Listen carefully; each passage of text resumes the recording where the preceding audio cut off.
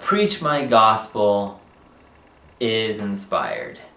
And I know in some missions there's a culture of, it's not cool to like study from Preach My Gospel. You want to instead study from these cool like doctrinal books or whatever. But no, Preach My Gospel is inspired.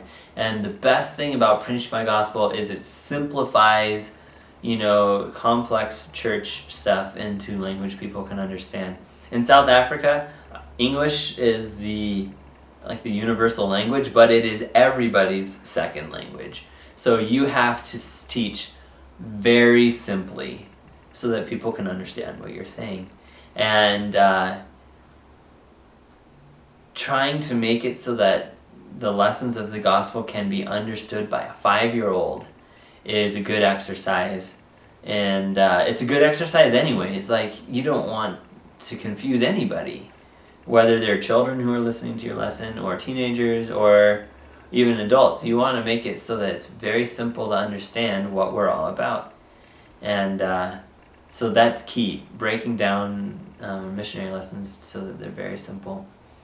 Another thing I would say, advice, is learn Zulu if you're in the Durban mission. Or if you're in Johannesburg mission, learn Xhosa. Or whatever, the traditional tribe is there. Learn that language. And it's not that hard. I mean, it's hard learning a language, but you can study in between going places. You can study before or a little bit during companionship study.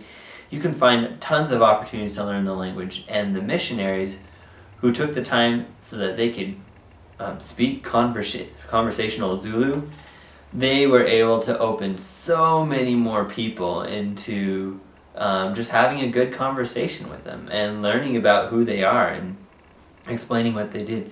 They were way more accepted than a lot of the missionaries who tried to force English down the throats of people who didn't quite understand it very well. So taking the time, spending some serious effort trying to learn as much Zulu as you can is really valuable. Let's see, other advice.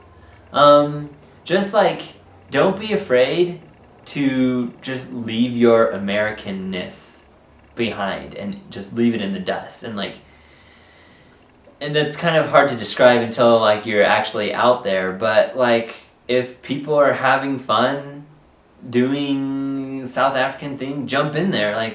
Learn how to play cricket, learn the rules of rugby, and just open up yourself to just absorbing everything about the culture that you're going to. If they're having a wedding and there's people participating in something, just jump in there and participate in it too. Have fun, kind of really live and show that you're embracing the culture, and the people will really respect you for that, and they'll be a lot more interested in what you have to say if you show that you're interested in what they do.